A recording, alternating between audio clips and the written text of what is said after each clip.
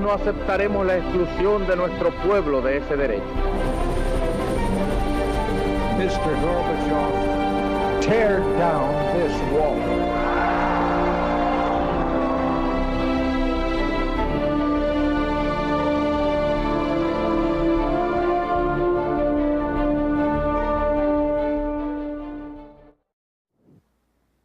Revolución cultural china.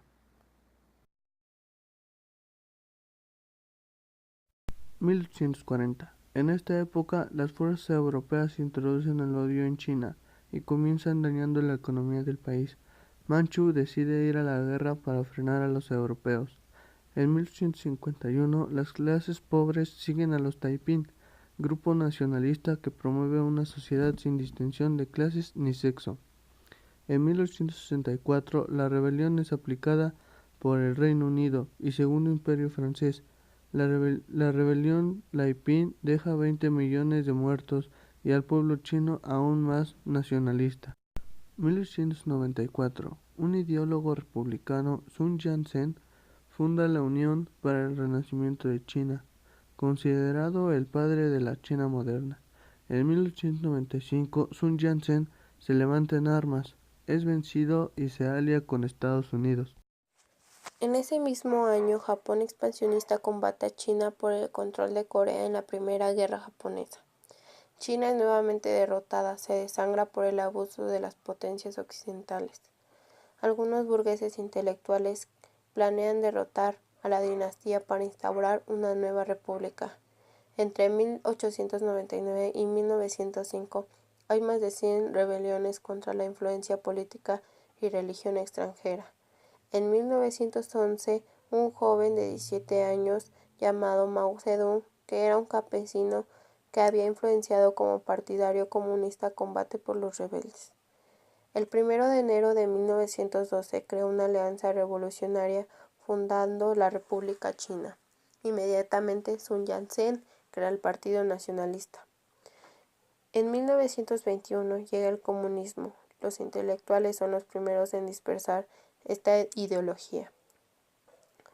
En las universidades en Pekín, Shanghái y Cantón, estudiantes, obreros e intelectuales protestaron contra las concesiones hechas. Mao, de 27 años, en Shanghái funda el Partido Comunista. En 1922 se propició una fusión entre ambos partidos, pero esto no dura mucho. En 1926 a 1927 mandan a matar a líderes comunistas en Shanghái. Mao logró dispersar por casi todo el país al Partido Comunista. 1 de octubre de 1949, cuando los nacionalistas ya solo controlaban algunas ciudades en el sur, el líder del Partido Comunista, Mao, proclama la República Popular China. En diciembre de ese mismo año, Chiang Kai abandonó la última ciudad del continente en el poder de los nacionalistas, que se refugiaban en la isla Taiwán. La llegada al poder de los comunistas pasó fin a décadas de guerras y conflictos. La estructura del nuevo Estado había sido decidida durante la Conferencia Consultiva Política Popular convocada por Mao el 12 de septiembre de ese mismo año. La ley que establecía los poderes del Estado se redactó, un programa común que enumeraba una serie de objetivos en los cuales se decidió la adopción de la nueva bandera del país, roja con una estrella amarilla, en representación del Partido Comunista, y en torno a la cual se situaban otras 4 estrellas más pequeñas que simbolizaban la unión de las 4 clases sociales: los campesinos, los trabajadores y la pequeña burguesía, y la gran burguesía urbana. El 25 de julio de 1950 las tropas norcoreanas invadían Corea del Sur. Las Naciones Unidas aprobaron el envío de una fuerza multinacional. Esa resolución pudo aprobarse, motivado por la presencia de la República China. Estados Unidos intervino en la guerra coreana, en apoyo del régimen del sur. Mao, alertado, ordenó la intervención china en apoyo al régimen norcoreano. La guerra marcaría el desarrollo posterior de un nuevo régimen. Durante la Guerra de Corea, China en 1951 lanza la campaña de eliminación contra revolucionarios en la que se perseguía a pequeños empresarios y propietarios de tierras, acusados por colaborar con el Partido Comunista.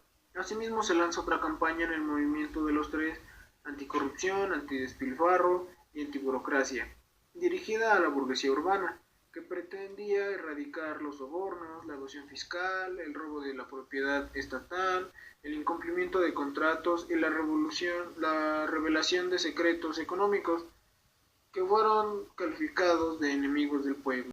El nuevo Estado quedaba bajo el control total del Partido Comunista, encabezado por los 5 miembros del Comité Permanente, los auténticos hombres Mao Zedong, Liu Shaoqi, Zhou Enlai, Xu De y Chen Yun.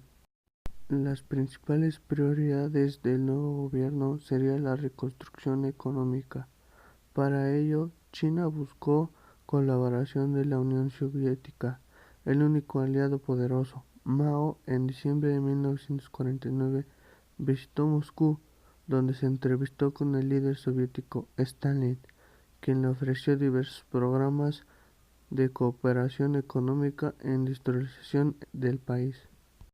Las principales políticas desde un principio fue la reforma agraria, que puso la redistribución de las tierras confiscadas a los mayores terratenientes, así también reformas sociales que daban mayores derechos a las mujeres. La otra prioridad nacional para los comunistas era el restablecimiento de la integridad territorial china. En 1949 el Partido Comunista impulsa una política a la alfabetización. La colaboración soviética y la estabilidad política permitieron a China lograr un alto crecimiento económico durante estos años. Las fuertes inversiones en tecnología para desarrollar la industria pesada habían requerido préstamos de la Unión Soviética.